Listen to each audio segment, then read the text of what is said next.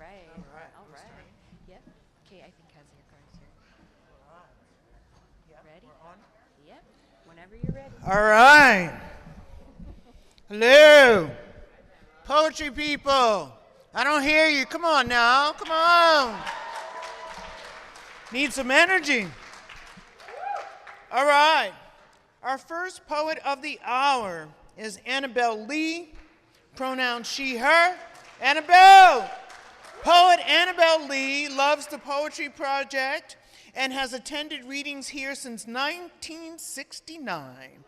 She publishes vehicle editions, translates poems from French and Swiss German, plays old-time music, and lives at the foot of Mount Lebanon in Columbia County. Please welcome Annabel Lee. All right.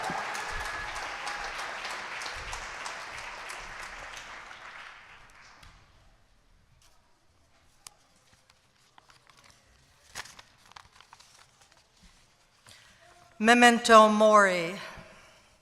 Pagers exploded. I watched bodies killed on impact hurtled across supermarket aisles on my cell phone screen on my birthday. Here we are, New Year's Day. All there is right now, a land grab, a pact between liars and demagogues. We stand on a hill of constructed meaning. In Bethlehem, baby Jesus in a manger on a pile of rubble. In Rome, the Pope laid baby Jesus on a keffiyeh. Mother Mary's lily on the corpse of an infant. God is a fool and gazes out over corpse-strewn plains. Keep an eye out for the Messiah. Ring this bell if you see him coming. The past gets bigger, the future gets smaller. 3 centuries ago, Dryden said the point of literature is instruction and delight. Emphasis on delight. Help the reader learn something. 80% of those sent to Auschwitz were killed within an hour of arrival.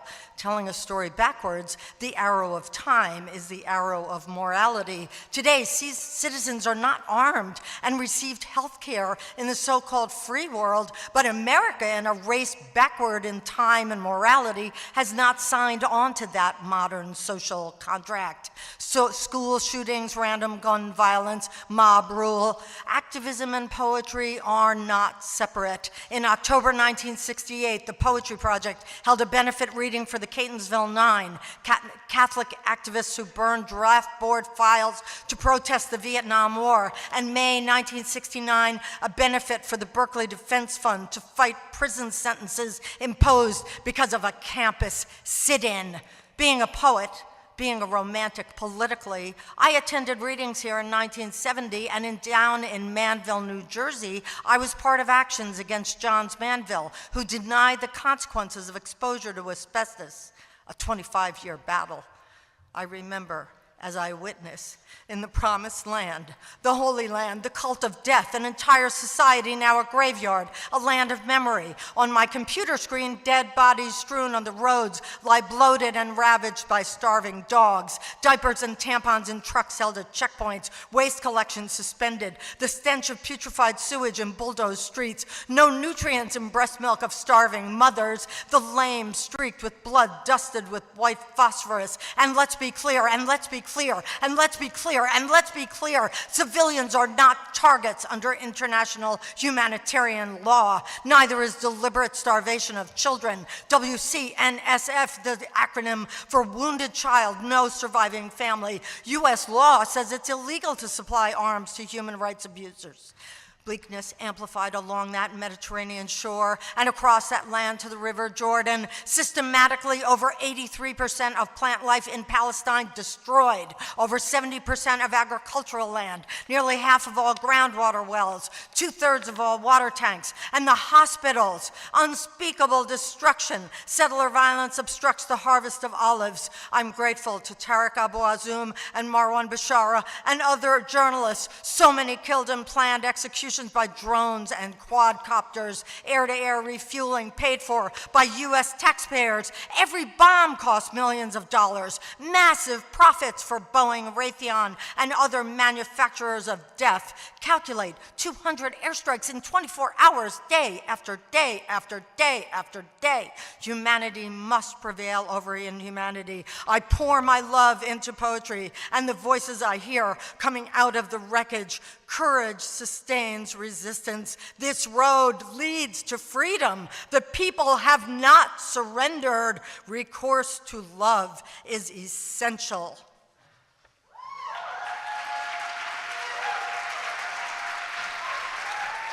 Bravo! Bravo! Woo! Woo woo! Annabel Lee. All right. Next up, we have Laura Henriksen. Laura Henriksen, Poetry Project Class of 2024. Congrats to the graduate. Love. Laura!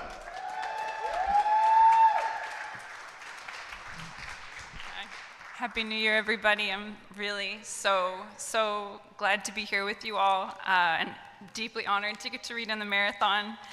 I want to say thank you so much to the staff, the extended staff of the Poetry Project. I love you so deeply, the best people, the best poets that I know. I wanted to say an extra thanks as well to Miren Arsanios, who has been the most enthralling program director. I'm so moved by your creativity and your integrity and grateful for you working in this role. And then I wanted to say also just Executive Director of the Poetry Project, Executive Director of my heart, Nicole Wallace. We are so lucky to have you. And then I also wanted to just say how much it has helped to have the Poetry Project continue to offer this really powerful example of what meaningful and consistent solidarity can look like. So thank you so much for continuing to stand so clearly for a free Palestine.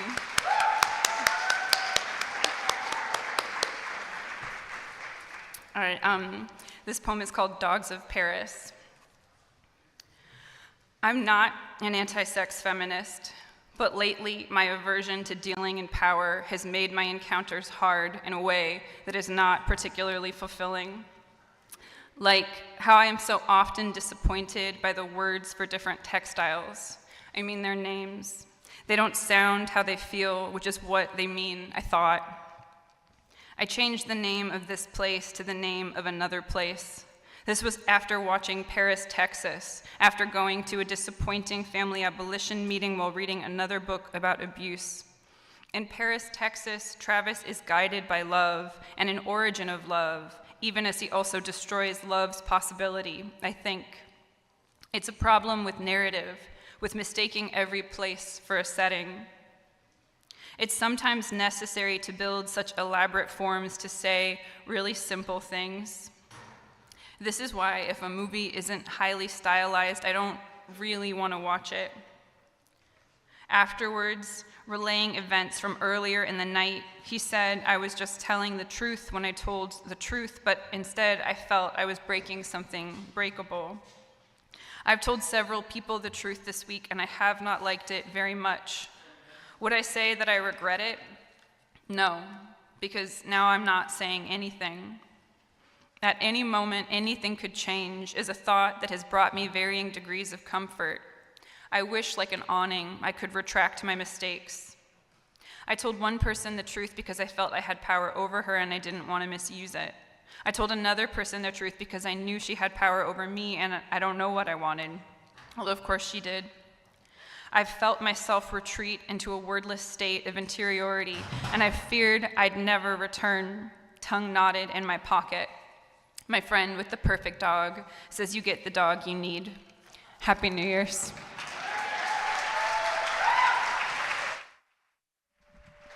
Laura Henriksen. Woo! Okay, I'm in for setup. So I want to, how you doing so far? Come on. Oh, no. Come on, we need some energy in the room. You know what I'm saying? Okay. I mean, how are we going to go into 2025 and be prepared to defeat enemies like Trump and his administration and all these people if we don't have the energy? You know what I'm saying? Hello? So we got to bring it on, right? So anyway, I want to encourage everybody to donate to the Poetry Project. This is a really good time. Isn't there a QR code? In the back of your programs, donate to the Poetry Project. Do not take anything for granted. Do not take these programs for granted. There is a war on arts. There is a war on LGBTQIA people. There is a war on brown people. So come on now, people. There's a war on the working class. There's a war on the poor. There's a war on immigrants. Come on now, people. Donate. You want to be able to come here every single year.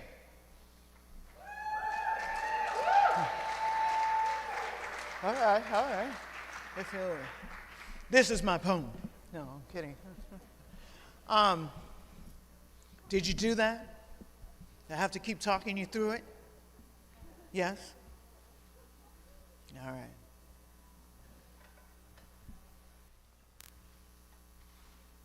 Any other announcements you want me to make? Oh, I don't know.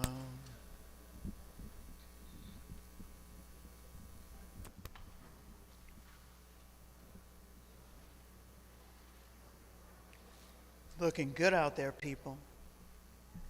Yeah. Maybe this is an open mic moment.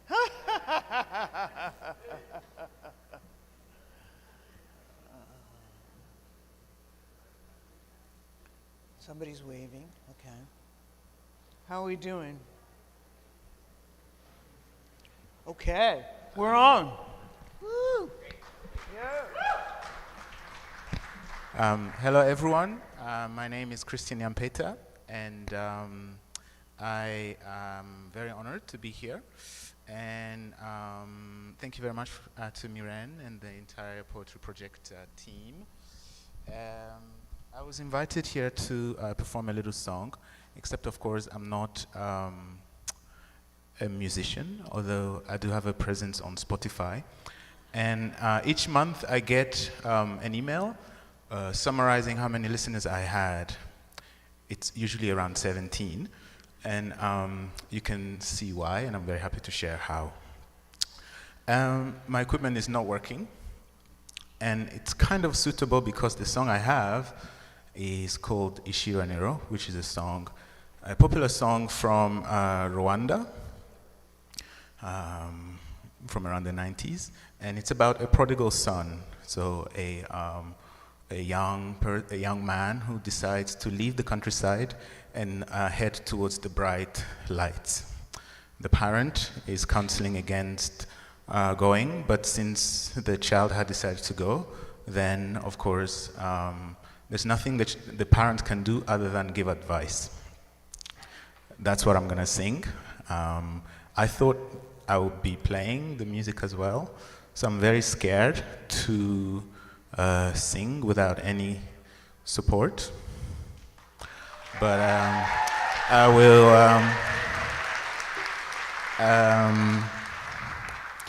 will try, in fact, because I got to know this song through friends and colleagues who sang in the same way.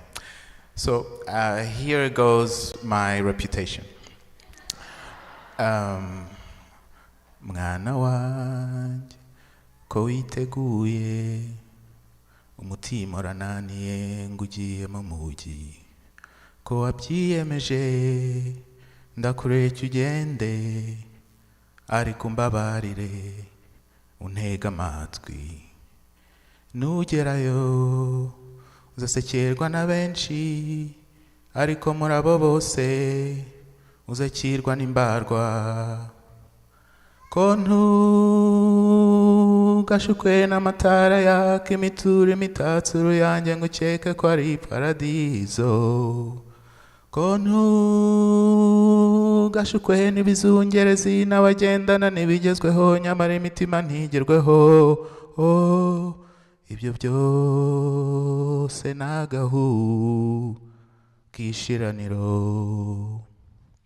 ibyo byose ni agahu k'ishiraniro.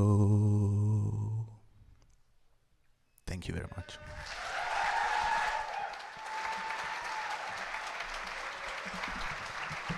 Most beautiful. Thank you. Woo! All right. Next we have. Well, I'll give them a moment. Yes? Okay. Their song reminded me, I have a show coming up at Joe's Pub. A tribute to Big Mama Thornton, February 28th. I'm singing it. I wrote it. And I know you're going to get tickets and sell that place out. You know what I'm saying? So February 28th this year, one night only, 7 p.m. Check it out. A tribute to Big Mama Thornton. Okay, next we have Stine on. She, hers. Stine, yes, okay. Is a literary translator, poet, and performer cosplaying as a crab stick in Queens. Woo! Come on, Stine.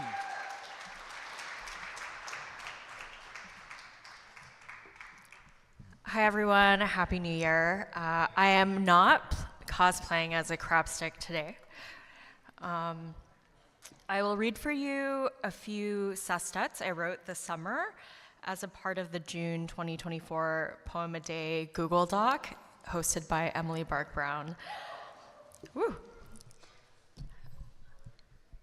Meet me in Slob City. 6 summer sickos saunter Slob City. Sift spring softness, silt, slacker slicks, slot, sham, asunder supra slut shimmer, so saft and silly cinder cellmate sup. Same, semi-sim, super sub, slay, snuff, slit, snore sesh, seas.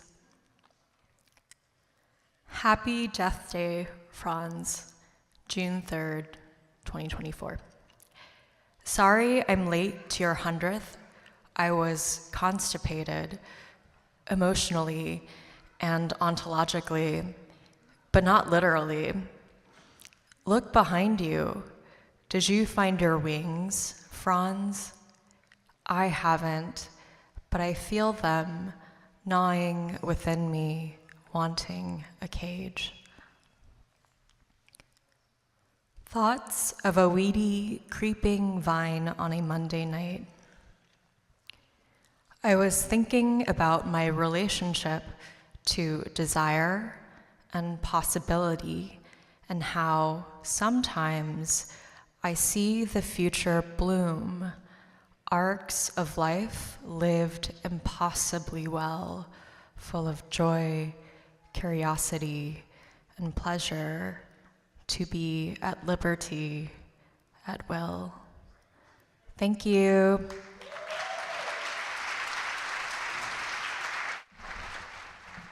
Wonderful, Stine on. Okay, David A. Kirschenbaum is the editor and publisher of Boog City, a New York City-based small press and electronic newspaper now in its 34th year. Now in his 34th year.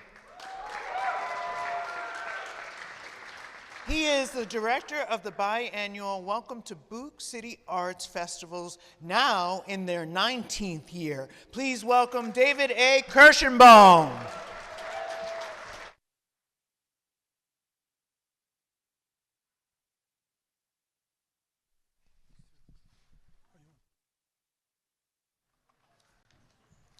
Hey, so this is my friend Ian Wilder. You've dropped your phone. We're going to read some correspondence poems that we wrote in the run-up to the 2020 election. So, October 28th, 2020. I want to bury myself in rice for 48 hours, emerge working like new, hopefully. So many people I know are counting on next Tuesday to renew them. I am not convinced they will see the result they want, or any result, anytime, soon.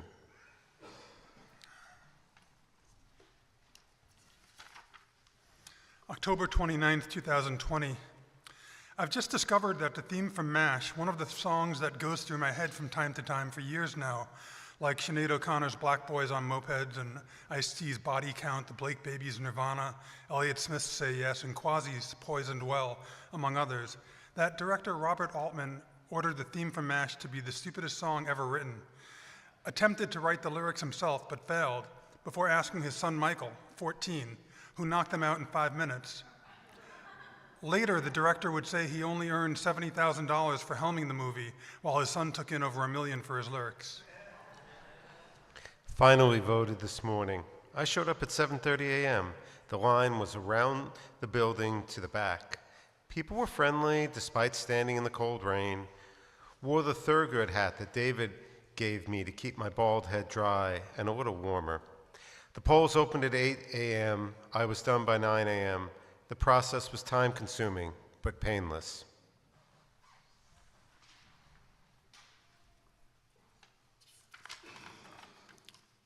November 3rd, 2020. In 1992, as always, no one needed to encourage me to vote, but I still to this day sing Delight's PSA from that year. Vote, baby, vote. Vote, baby, vote. Vote, baby, vote. Are you registered, baby? Voted already, so no election day electing to do today. High absentee ballots countrywide means there will be no final results tonight. At the center of the zeros in 2020, the actual hole in the center of a day-old donut, the temporary relief of the eye of the storm. Happy New Year.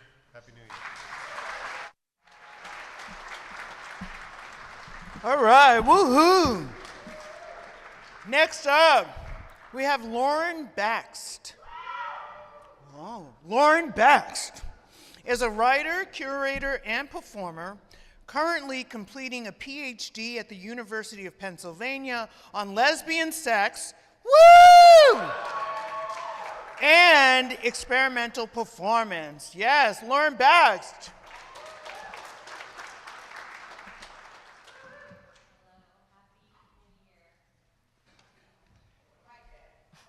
Mike. Hello? Yes. Okay, thank you. As swimming goes, I've always been one for breaststroke. Backstroke, too vulnerable. The crawl, too predictable. Butterfly, excessive expenditure. Breaststroke, however, lets this flesh fall. Briefly into form, consistent, steady, becoming nothing, more than an etching, rhythmic sips of air, punctuating immersion, continuous passage makes for divine alignment between the surround and my spirit. For 5 years, a performance has taken residence in my mind. It's cold in the East Village. I arrive to an empty theater and am given over to the care of an attendant. They escort me gently, deliberately, backstage where I am instructed to shower. We traverse the building's interiors until eventually I am deposited outside. A tent is propped up in the courtyard. Inside it is warm, golden, glistening. Have you ever taken a bath with Julie Tolentino? We sit side by side in the mineral water of this circular cedar tub, breathing, then floating, then submerging. I submit to the contact on offer. The interplay of pressure and touch brings me below the water's surface and returns me to the air. Opacity envelops as world recedes, hovering in proximity to sex and death. Julie Tolentino helps me drown. The first time I attend the bathhouse, I feel like Robert Reed Farr chasing Samuel Delaney's epiphany, whither lesbian public sex. When someone asks politely if I'll assist with running a train on their friend, I slip on the black latex glove and gladly oblige, transporting me to June 1991 by way of a single manila folder in the municipal archives. Clit Club, scrawled in pencil on its tab, inside letters. The West Village resident Mary Kay Doris complains, quote, "But the group's most unforgettably tasteless display was a clothesline stretched across part of our street with a full line of lightweight rubber gloves suspended from it. A member explained to me these were used for safe sex between women using hands. Laundry hung out to dry evokes a future or former occupation, material clinging around someone's hand on its way to being engulfed by another's flesh. When I ask Julie about the block party, she remembers the rain. Back at the bathhouse, my literary fantasy has subsided, and I'm left disenchanted by plans and scripts and scenes, envious of the silent rituals of cocks infinitely passed among holes, hands, mouths. Struck, however, when reclining on a plastic lawn chair and peering through gaps, I hear, then see, someone plunged under the surface, a drown on demand. Renee Gladman writes, "You read and you get wet." Dear Clit Club, dear Mary, dear Julie, dear Robert, dear Samuel, dear Pamela, thank you for all this wetness. Thank you.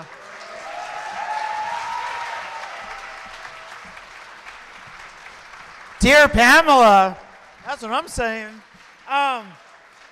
Okay, Lauren Bakst, thank you very much. We need some lesbian sex in here. Okay. 2025, you know what I'm saying? Okay, Benjamin Krusling. Benjamin Krusling is a writer of difficulty.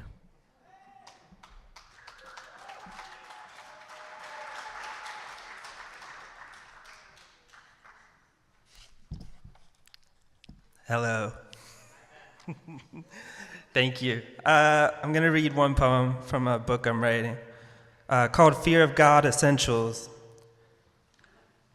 How am I going to speak?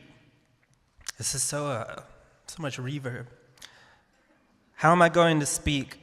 Everything said flows from its name, thus begins the event. The rail rails, the prayer prays, the supreme, the shoe, the whip. And my mind is not a computer, so constantly I reproduce the solid middle of the world to the moon. This garment I walk the earth in cuts a shape in the air, and it's dyed olive beige, like I need a decoy for my skin. Later, horse money blooms from the middle of the screen like a value crisis. The man in fatigues is a block of silence drummed into thought by cutting. Live and be well, because the past is not so saturated. It's the effect of machines. On a cold day, a dry month, these things were brought together by the activity of an integrated worker. My uncle Leroy couldn't read. Experience was iconographic. McDonald's, the look of a signature, since contracts are the cost of being. It's a figure of a basement, but that's where he lived, I think, with the TV closing, opening its fist. And then the church, I guess, where his body was displayed. My uncle had this blue thread in his head from the autopsy, reconstructed like all essential things. The meaning is a siren, olive, oily with salt, and fragile in arrangement. I can feel the particles in my brain give up. The next day, something's throwing up below them. The hegemony of personal automobiles, smoking dope in a Cybertruck in New York. I persist. It's a figure of resolve, a rock in the rain, a weed's slow aggression. When the bricks come, their beige looks like fear of God essentials. The danger is my soul gets sold in the open air or worse. In me, the grave of the state. They blew heaven up with American missiles and installed a white racist. I was trying to love and find comfort against incurious wind, blowing my eyes shut, saying mostly the same shit but graver, falling out, beefing with people. Oh, the sun is shining, but too much. And you turn from dust and crystal toward nothing, so the urge to decorate or deflect blows in the city of New York. They pied a woman in the face for being open to group activity. All the lunar resources above the earth can't redeem the mess of this, flint water, stomachs burst from exploding devices. I just zoom into people and zoom out in a mixture of acid, rubbing the dirt of every word into every cut on my face, my brain always made up for my body with this black asthma, this black oil, all folded and affixed to the little. But what's the nature of this frustration? The meaning of the world? Something not unlike caregiving. Who am I anyway? Who lives for the fear of accumulation? Who's covered in the blood of culture? The heart and lung and liver. Sometimes I feel it around me. Naturally, a new attitude with water in it. I go back and forth without exception. I go back to the original split. It's like I'm still swallowing formula and wondering how to move. Thank you. All right, thank you, Benjamin Krusling. Have you donated to the Poetry Project yet? Open your programs, go to that last page, all right? Okay. And our next performer is Brenda Coultas. Brenda lives in the East Village.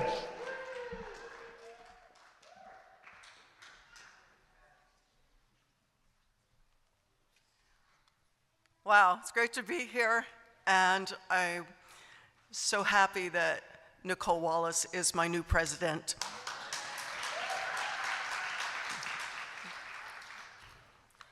Three poems. The Darkness. Turn on the darkness for my darling, for a movie screen and black coat and worn car gliding to the curb. Drive the some things out of this nothing. I made you in the dark. I made you among the shoppers and artists making things too out of air. Even their footfalls are making some things out of nothings. A truck as dark and long as wealth, Dinru its name, slid by, and on my own tinted windows I wrote Dinru, taking on faith that my fingers are in the proper positions. Those making some things out of nothing said more, yet their voices did not break up the traffic sounds and footfalls among ginkgo leaves, fan-shaped and torn. Let the lights be out and let it be dark. Let the feet of shoppers and artists of good intentions fall on Bleecker Street. Vanitas, there's a red rose behind my eyes. My brain eats the rose. With easy thoughts I function. Pulsing on green stems, or is the rose on a cloth with books and a burning candle? I browned my skull with roses and arranged my papers, yellowed with acid, reddened by fire, ornaments glistening in the light. Two white shirts drying on the mantle.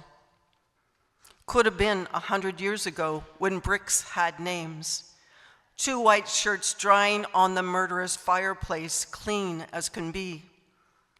The artist painted, dripping blood, often in a rage. He would do this for hours, other times pleasantly tripping and drunk. The two white shirts are pleasantly bleached into innocence. Write darkly, as young people do, and stop thinking it would be an accomplishment.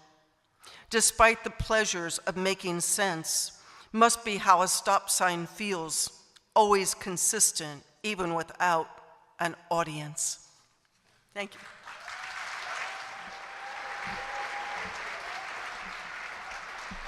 Woohoo! Brenda Coultas.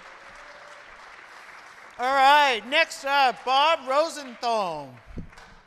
Bob Rosenthal, Straight Around Allen, On the Business of Being Allen Ginsberg, Beat Them Books, 2018, Cleaning Up New York, republished Little Book Room, 2016, Fifth Avenue Overheard, Edge Books, 2024, Books of Poetry, Morning Poems, Lies About the Flesh, Rude Awakenings, Viburnum, 11 Psalms, Here I Am. All right, welcome Bob Rosenthal.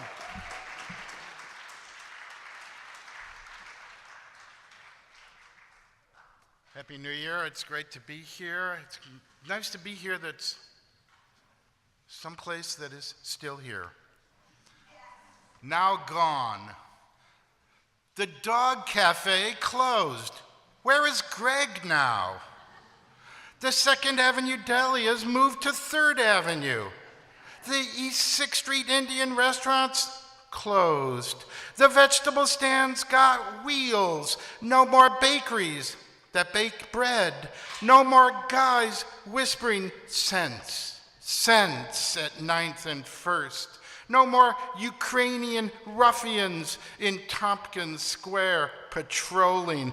No cops walking the beat. No more Tim. No more Susan. No more Michael. No more poets. No more punks. No more angels. No more cabbies. No more drunks.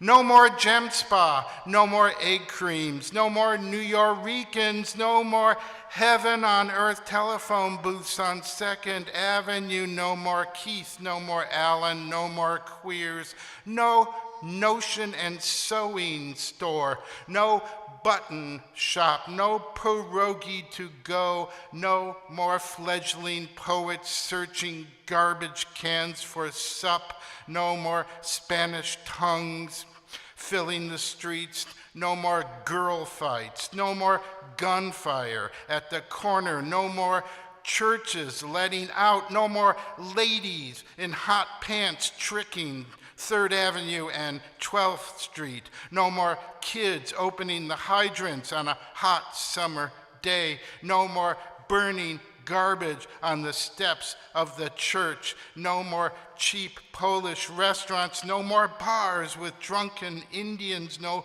more 50-cent movie theaters with puke under the marquee, no more CBGB, no more Fillmore, no electric circus, no gas station, not a single Knish, no candy stores, not a one Frankfurter vendor, no more saints carried down the street, no more weddings of confetti, nothing left to cry, no more warm pretzels, no more goons at Di Roberti's Pasticceria, no more social clubs, no more day-old bread store, no salsa all night, no Jersey egg and cider store only open Thursdays, no toy stores, no boys club, no Bialys, never again man shot in head bleeding into the gutter all day.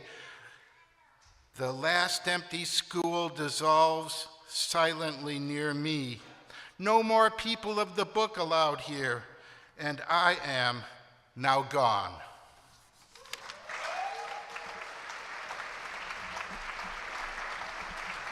Bob Rosenthal. Woo! All right. Our last performer of the hour, Foamola. Foamola, welcome. Come on. Oh, I was told not to read this one. Oh, yeah, really? Oh, you okay. Okay, can I talk into Yeah.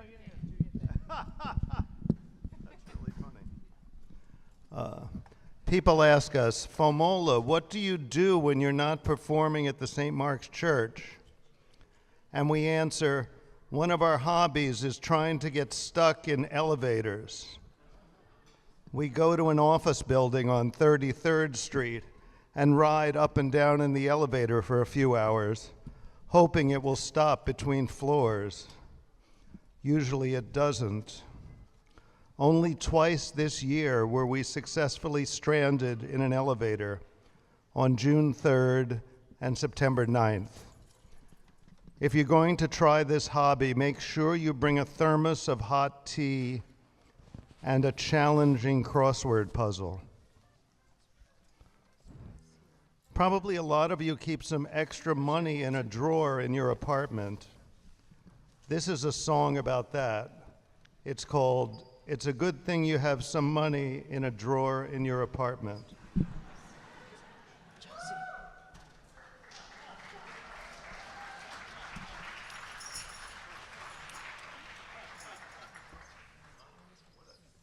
Where should Josie sit?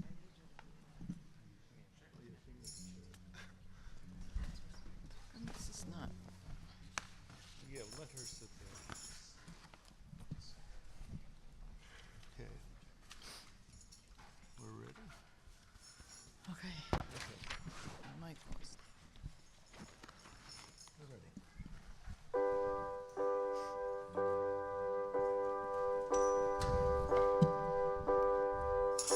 You can't spend all your money at once because some of it's in the drawer. Thank God you have that money in the drawer. Thank God you have that money. You're not completely poor. You will still endure. Your shirts still have collars. Your drawer still has dollars. You're not completely poor. You will still endure. Your shirts still have collars. Your drawer still has dollars.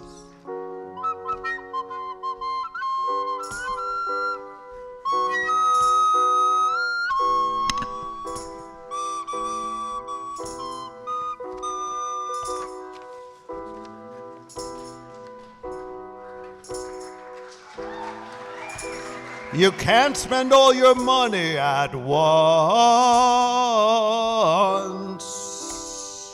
Thank you.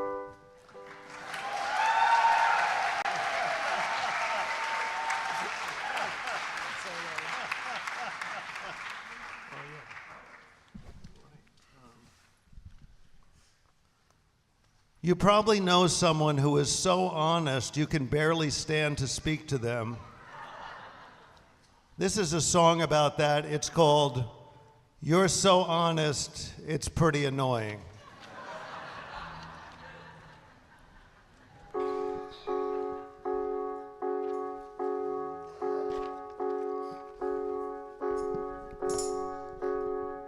You borrowed a guitar pick in 1974.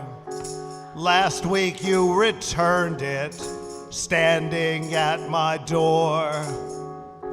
You're so honest, so deeply honest, so honest I'm astonished.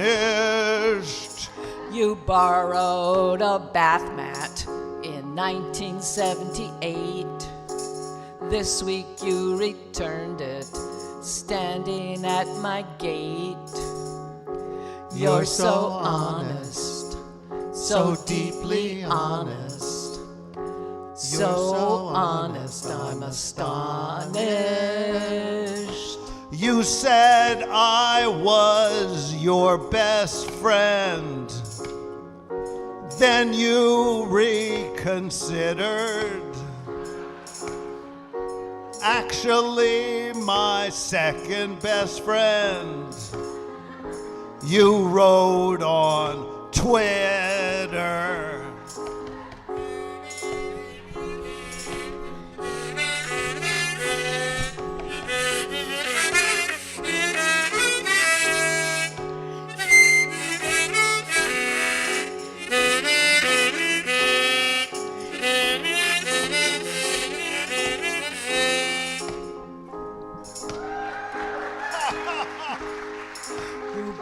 borrowed a toothbrush in 1984. Last week you returned it, standing at my door.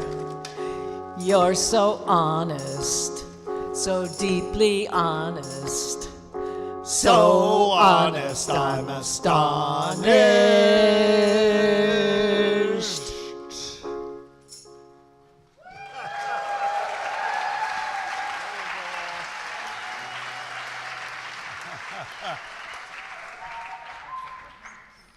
For some reason, few rock bands sing about Oliver Cromwell, star of the English Revolution of 1644.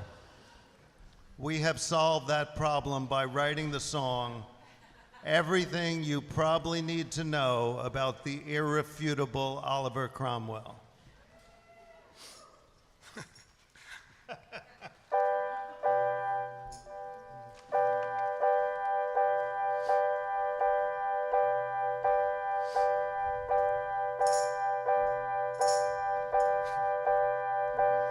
Sometimes on a rainy night, I think of Oliver Cromwell. He was the first man to kill a king. Charles I pleaded, "Don't kill me." But Cromwell didn't listen. He pulled off Charles' head with his hands. The British Army pursued him through 17 countries. France, Belgium, Switzerland, Italy, Germany, Morocco, Tunisia, etc.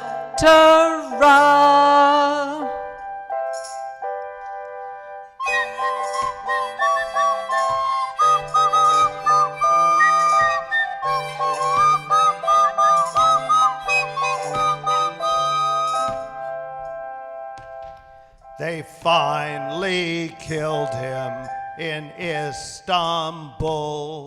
He still had Charles' head in his hands.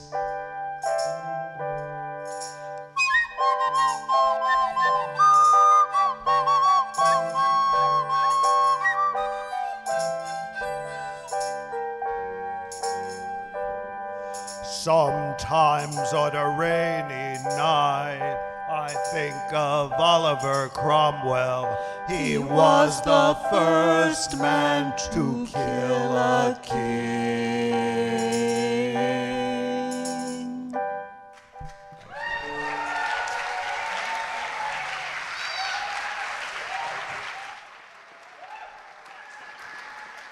All right, let's hear it for Foamola. Yes! All right. I am concluding this hour. It's Pamela Sneed. And yeah, come on. Thank you. So we have some orders of business. One, I will be at Joe's Pub, the Public Theater, on February 28th, 7 p.m., a tribute to Big Mama Thornton. Buy your tickets now. Our thoughts, our sentiments go out to the people of New Orleans today. There was some an act of terrorism, they're saying, but some people were run over on Bourbon Street. It's horrible. And so we're thinking about them today. Free Palestine. Free Palestine. Come on now, people. And donate to the Poetry Project. And let's welcome the next host, Nora Treat Baby. Nora is an artist and poet in New York. Our Air was published by Nightboat Books in 2023. She does not spend her time. Please welcome Nora Treat Baby. Enjoy the day.